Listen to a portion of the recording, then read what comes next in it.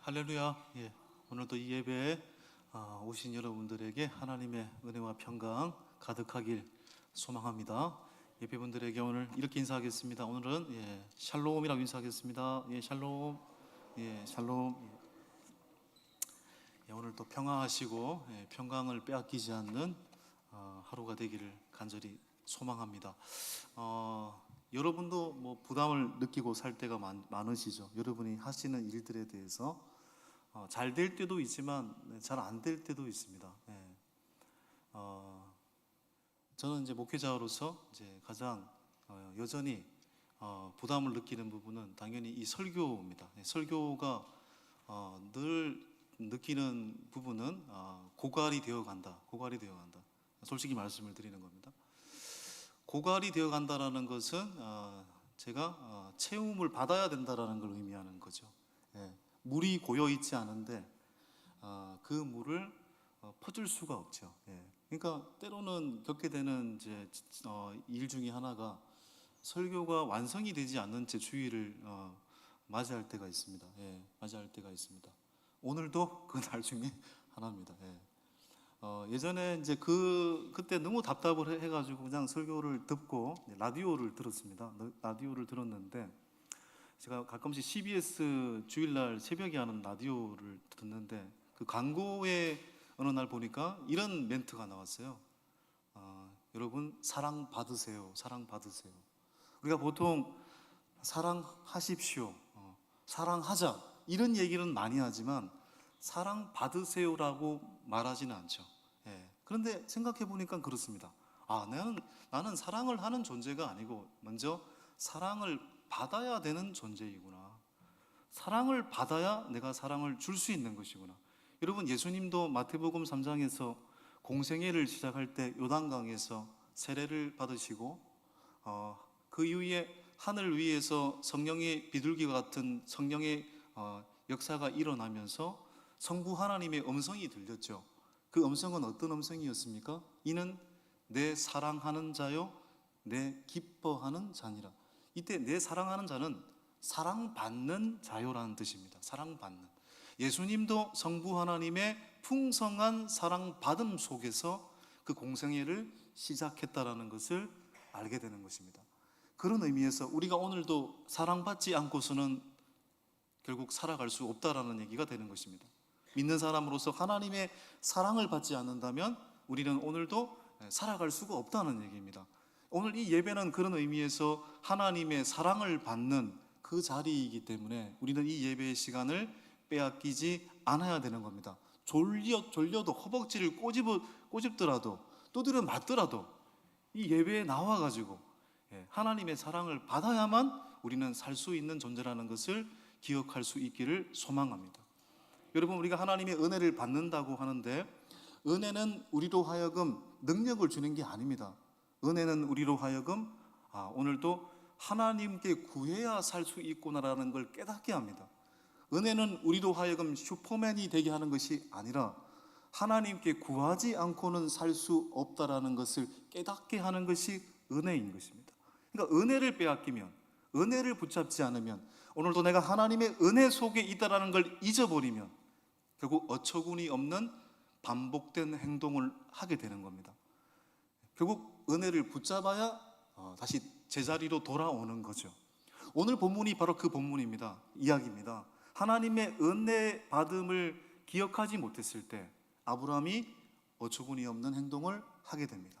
그런데 그의 회복도 다시 하나님이 은혜를 주셔서 회복됐다라는 걸 이야기하고 있습니다. 여러분, 아브라함은 오늘 본문에 보시면 원래 아브라함이 살았던 곳은 헤브론 마므레입니다. 우리가 창세기 13장에서 롯에게 너 좋은 땅 선택해라, 소돔과 고모라 가고, 아브라함은 어떤 땅을 선택했다고 했습니까? 척박한 산지였지만 헤브론 마므레를 선택했다고 했습니다. 헤브론 마므레는 어떤 뜻이죠? 헤브론 마므레는 열렬히, 헤브론은 교제, 열렬히 교제하는 자리가 헤브론 마므레입니다. 다시 말해 하나님과 열렬히 교제하는 자리 속에서 아브라함이 살았는데 오늘 본문에 보시면 거처를 옮겼다고 했습니다. 자, 어디로 옮겼을까요? 1절을 다시 읽어보겠습니다. 시작.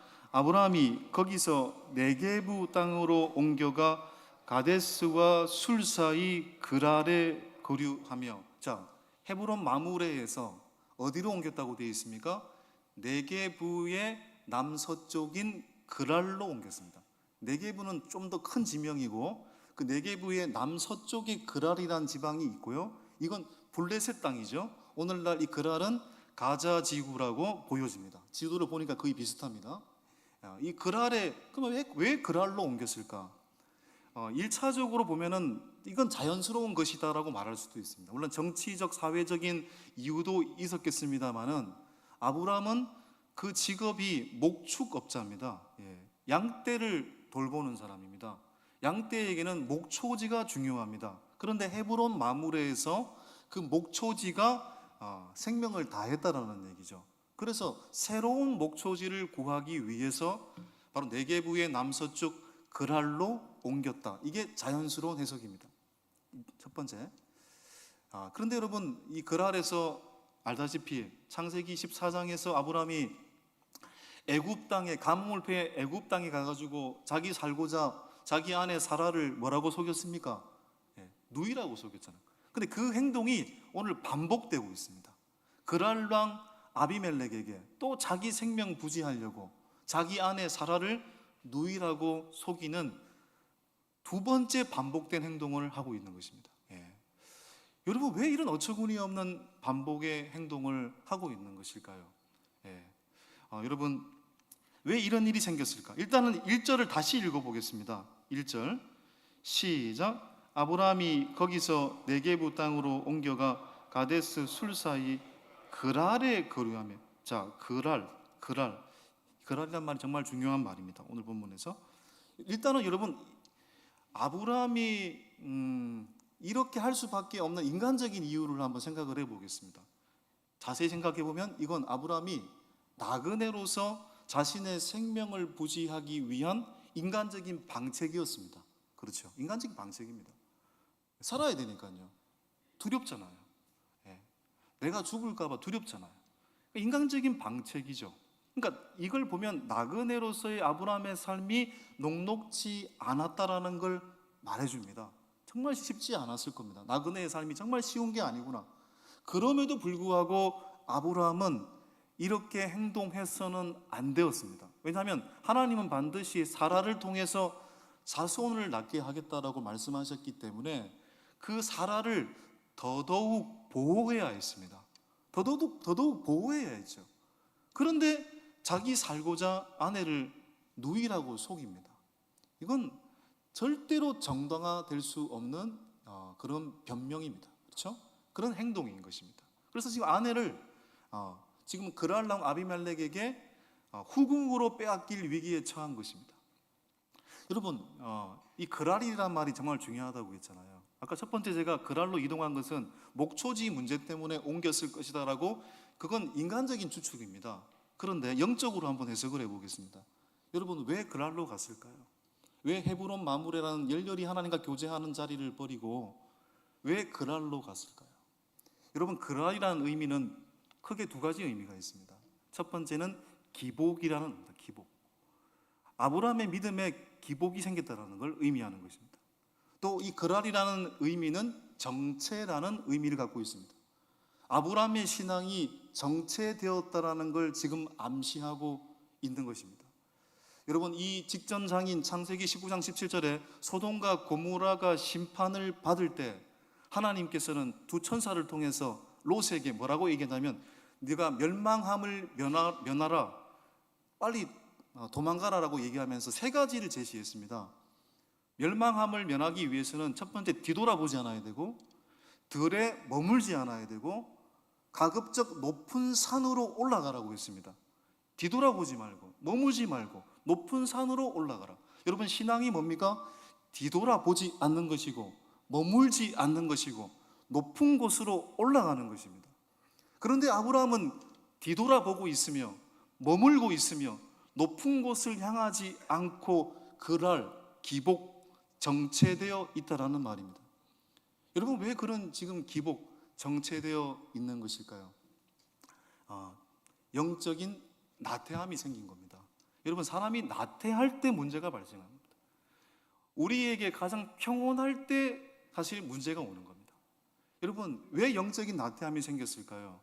뭔가 업적을 쌓았을 때도 나태함이 오는 거예요. 이 본문 직전장 19장이 무슨 일이 있었는지를 보면 알 수 있습니다. 여러분, 19장에 소돔과 고모라가 불심판을 받지 않습니까? 예. 그런데 롯과 롯의 가족은 구원을 받습니다. 여러분, 롯과 롯의 가족은 구원받을 만한 자격이 있습니까? 롯은 구원받을 만한 자격이 있는 사람입니까? 롯은 자격이 없습니다. 여러분, 롯은 나그네를 보호하기 위해서 두 딸을 불량자들에게 내주려고 했던 사람입니다. 미친 사람이죠, 사실. 그리고 뭡니까? 심판의 경고를 듣고도 롯이 어떻게 했다고 했습니까? 지체하며 머뭇거렸다고 했습니다. 그리고 그 사위들도 심판의 경고를 이야기하니까 농담으로 여겼다고 했습니다. 이랬던 롯이 구원받을 만한 자격이 있습니까? 그런데 롯과 롯의 가족은 구원을 받았습니다. 이유는 뭐였죠? 누구의 중보 기도를 생각하사? 아브라함의 중보 기도를 생각하사 하나님은 롯과 롯의 가족을 구원해 주셨습니다. 여러분, 무슨 얘기일까요? 아브라함은 이 과정에서 분명히 나의 중보 기도를 통해서 하나님의 계획이 수정될 수 있다는 걸 보게 된 겁니다. 나의 중보 기도를 통해서 롯이 구원을 받았다는 것을 보게 된 겁니다. 그리고 자신도 모르는 사이에 영적인 교만함과 나태함이 침투한 것입니다. 여러분, 이건 맞는 얘기인 게요, 다윗이 인생의 가장 절망적인 순간에는 오히려 하나님을 구했습니다. 시편 150편 중에 73편이 다 다윗이 쓴 시편 아닙니까? 그 다윗의 시편 중에 대부분의 시는 단식시입니다. 절망 속에서 썼던 시입니다. 인생의 공고함 속에서 썼던 시입니다. 여러분이 잘 아시는 시편 23편, 여호와는 나의 목자시니 내게 부족함이 없으리로다. 이 시편도 여러분 아이스 아메리카노 마시면서, 여러분 평온한 바다 바라보면서 초목에서 누워 자면서 시편을 쓴 게 아닙니다. 죽을 고비 속에서 이 시편을 쓴 겁니다. 내가 사망의 음침한 골짜기를 다닐지라도 해를 두려워하지 않을 것은 주의 지팡이와 막대기가 나를 안위하심이. 이 믿음 속에서 이 시편을 쓴 겁니다. 가장 절망 속에서. 그런데 오히려 다윗은 인생의 가장 최절정기 속에 무너졌습니다. 평온할 때 무너졌습니다. 어느 날 왕으로서 암몬과의 전쟁을 나가야 되는데 나가지 않고 낮잠 자다가 그 평온할 때 옥상을 거닐다가 저 멀리, 가까운 곳 아닙니다, 어떤 의미에서 좀 멀리 있는 여성이 보였습니다. 남의 아내가 목욕하는 장면이 보였습니다. 나태할 때니까요. 그때 죄가 침투한 것입니다. 여러분, 그러니까 여러분 진짜 좋은 믿음은 뭘까요? 우리가 보통 이제 이런 얘기를 합니다. 거꾸로 트림을 당하고 매 맞고 그때서야 하나님께 돌아왔다, 이런 간증을 많이 하죠. 이것도 굉장한 거죠. 하나님 앞에 매 맞고 나름대로의 부분적인 심판을 받고 하나님께 돌아왔습니다. 이것도 할렐루야입니다. 이런 간증은 드라마틱하고 굉장히 우리의 귀를 솔깃하게 만들죠. 근데 그것도 정말 소중하지만 내 인생에 그 어떤 일도 일어나지 않을 때, 평온할 때, 형통할 때, 폭풍치지 않을 때도 하나님을 붙잡는 사람, 어쩌면 그 사람이 더 위대한 믿음의 사람인 것입니다. 여러분의 인생에 지금 현재 아무런 일이 일어나고 있지 않습니까? 그럼에도 불구하고 하나님을 섬기고 있고 하나님을 바라보고 있습니까? 그렇다면 그분은 환상을 보지 못해도, 하나님의 강력한 음성을 듣지 못해도, 하나님을 내 눈으로 보지 못해도 가장 좋은 믿음을 소유한 사람이 되는 것입니다. 여러분, 아브라함은 믿음의 조상이잖아요. 자, 이 성경, 이 창세기, 출애굽기, 레위기, 민수기, 신명기를 이 5가지 성경을 뭐라고 부릅니까? 보통 분류를 할 때 율법서 또는 모세 오경이라고 부르거든요. 모세가 기록했다고 해서, 물론 다 모세가 기록한 건 아닙니다. 모세가 다 기록할 수는 없죠, 어떤 의미에서. 이 모세의 오경을 당연히 모세가 시작을 했고 완성은 포로기 이후에 에스라 선지자가, 에스라가 수정 보완했다라고 그렇게 추측을 하고 있습니다. 물론 근데 창세기는 제가 봤을 때 반드시 모세가 쓴 겁니다. 이 광야에서 여러분, 보통 우리가 위인전을 쓸 때, 영웅담을 쓸 때, 여러분 절대로 그 사람의 과오를 적지 않습니다. 그 사람의 실수한 걸 적지 않습니다. 그렇죠? 제가 어떤 교회 갔더니 그 교회에 등신상이 써 있고 등신상에 사진을 찍는 장면을 제가 봤어요. 언제 주례 한번 하러 갔다 보니까 저는 너무 충격을 받았습니다. 여러분, 그건 정말 성경적이지 않거든요. 성경적이지 않거든요. 근데 인간은 그렇습니다. 내가 존경하는 사람을 높여주고 싶고 그 사람의 실수에 대해서 기록하지 않는 것이 인간의 본능입니다. 모세가 바라보았을 때 아브라함은 믿음의 위인입니다. 우리가 세종대왕 이순신을 위인으로 보듯이 모세에게 정말 가장 큰 위인은 아브라함입니다. 아브라함은 나에게 있어서 가장 존경의 대상입니다. 그런데 그 모세가 가장 존경하는 아브라함에 대해서 2번이나 실수를 기록하고 있다는 거예요. 이건 뭘 의미하는 거겠습니까? 성경이기 때문에 그렇습니다. 성경은 인간의 영웅담을 이야기하는 것이 아니라 모세는 뭘 말하고 싶었던 것입니까? 아무리 뛰어난 영웅이라고 하여도, 아무리 큰 위인이라고 할지라도 하나님과 바른 관계를 맺지 않으면 하루아침에 무너질 수 있는 것이 인간이라는 걸 말하고 싶었던 것입니다. 오늘도 우리가 하나님과 바른 관계를 맺지 않으면 여러분 무너지는 것이 우리의 인생이라는 걸 경고하고 있는 거예요. 아브라함의 반복된 실수, 아내를 빼앗길 위기 속에서 하나님은 당연히 다시 개입하셔서 후궁으로 삼으려고 하는, 사라를 후궁으로 삼으려고 하는 아비멜렉을 하나님이 강력하게 책망을 하십니다. 자, 보십시오. 아비멜렉을 꿈속에서 나타나셔서 책망하시는 장면 3절 보겠습니다. 시작. 그 밤에 하나님이 아비멜렉에게 현몽하시고 그에게 이르시되 내가 데려간 이 여인으로 말미암아 내가 죽으리니 그는 남편이 있는 여자이며. 아비멜렉이 깜짝 놀랐습니다. 그리고 그 4절 5절에 보면 아비멜렉이 나는 떳떳합니다. 왜냐하면 아니 아브라함도 자기 아내가 아니고 누이라고 얘기하고 심지어 자기 자신 사라조차도 내 남편 아닙니다, 아브라함의 누나입니다, 이렇게 얘기해가지고 내가 후궁으로 삼으려고 하는데 제가 뭘 잘못했습니까? 하나님이 그 다음 말하죠. 그래, 네 말이 맞다. 그런데 진짜는 그게 아니기 때문에 너가 죄를 짓는 걸 막기 위해서 내가 나타났다. 아브라함은 선지자이기 때문에 어서 그 사라를 아브라함에게 돌려주어라. 그렇지 않으면 너는 죽을 것이다. 그렇게 경고하셨습니다. 그리고 하나님께서는 아비멜렉의 18절에 보시면 알 수 있습니다만은 모든 태를 닫습니다. 여러분, 아비멜렉이 이 경고를 듣고 나가지고 너무 깜짝 놀라가지고 그 다음날 일어나자마자 누굴 찾아갑니까? 누굴 찾아갑니까? 아브라함을 찾아가죠. 아브라함이 나한테 거짓말을 했으니까. 자, 보십시오. 자, 9절 보겠습니다. 9절. 아비멜렉이 아브라함을 찾아가서 호통을 치는 장면입니다. 시작. 아비멜렉이 아브라함을 불러서 그에게 이르시되 내가 어찌하여 우리에게 이렇게 하느냐? 내가 무슨 죄를 내게 범하였기에 내가 나와 내 나라가 큰 죄에 빠질 뻔하게 하였느냐? 내가 합당하지 아니한 일을 내게 행하였도다 하고, 내가 합당하지 아니한 일을 행했다. 아비멜렉이 아브라함에게 한 내용입니다. 이 마지막 절이 중요합니다. 여러분, 아브라함이 일단은 3가지로 변명을 해요. 내가 왜 아내를 누이라고 속였는지. 첫 번째는 두려웠다. 나는 두려웠기 때문이다. 그리고 2번째 변명은 뭐냐면, 아니 그런데 사실은 또 사라가 내 누이이기도 하다. 사실 맞긴 합니다. 여러분, 12절을 보시면 또 그는 정말로 나의 이복 누이로서 내 아내가 되었습니다. 여러분, 그런데 맞긴 한데요, 여러분 이건 진짜 살려고 만들어낸 얘기라고 볼 수도 있죠. 여러분, 살 때는 사라를 누나라고 여겼을까요? 같이 살 때는 사라를 여러분 내 아내라고 여기다가 분리할 때는 내 누나라고 부르고, 그런 장면 아닙니까? 지금 그런 뉘앙스 아닙니까?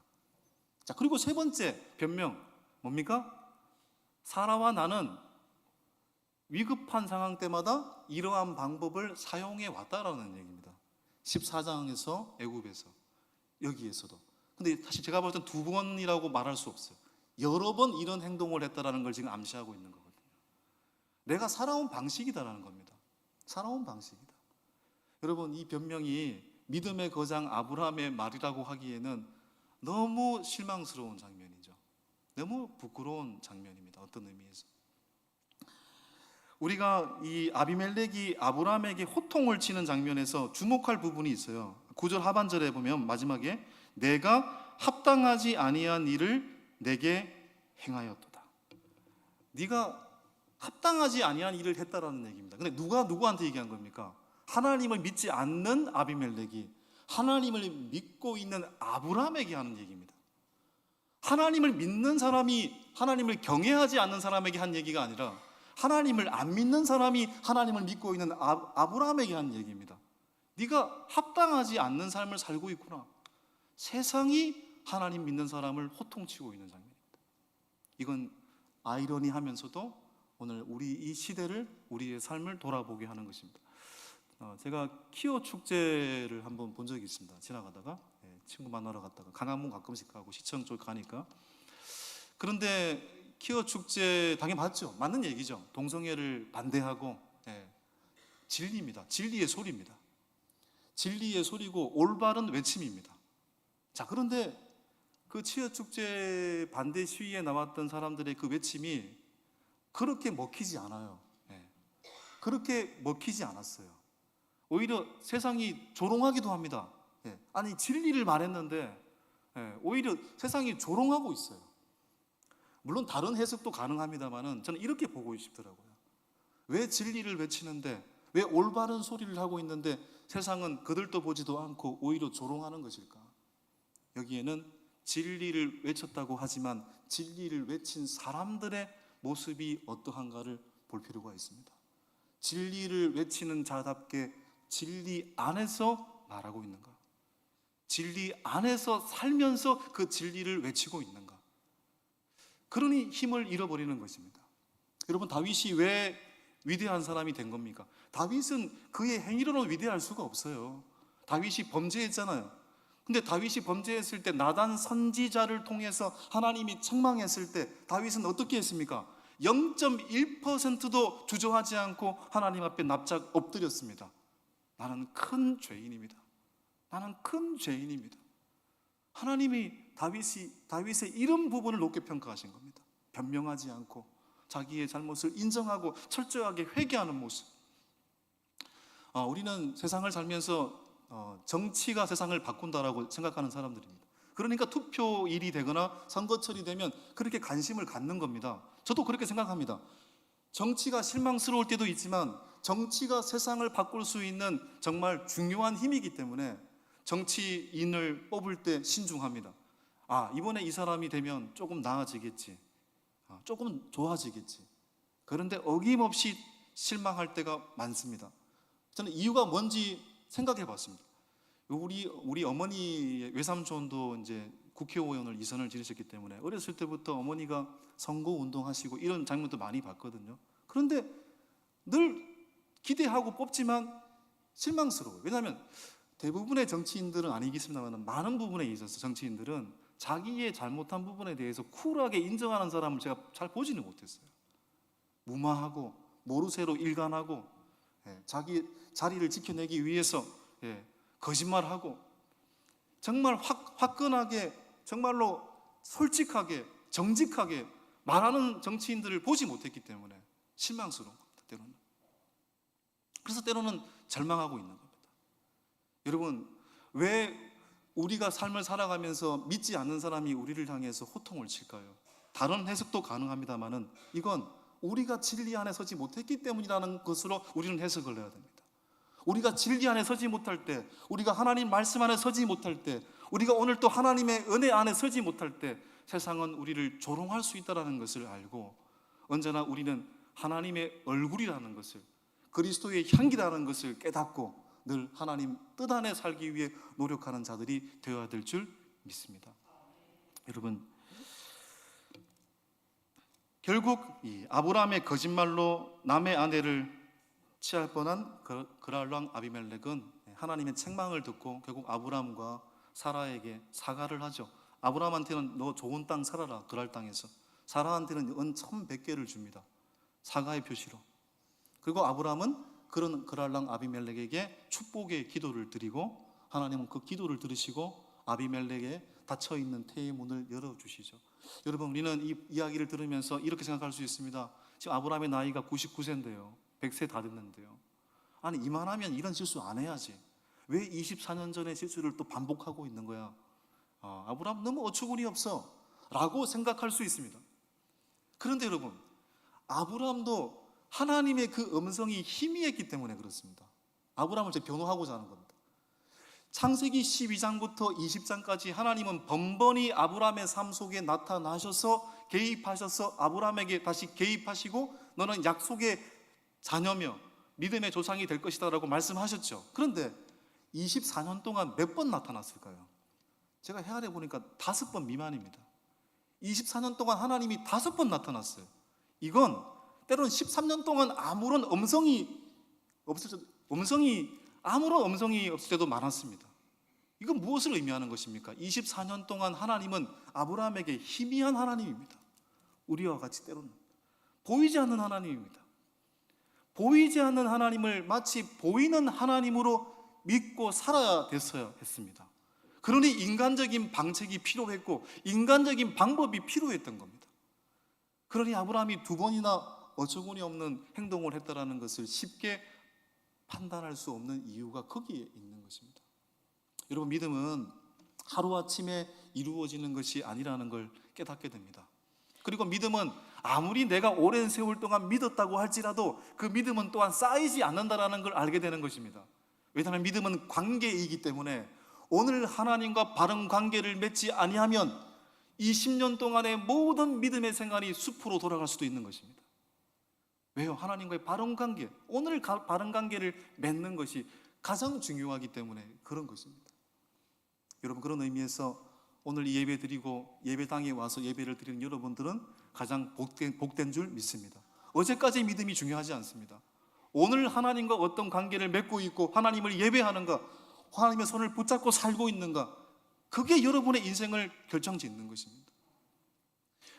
인간은 결론 맺겠습니다. 실수합니다.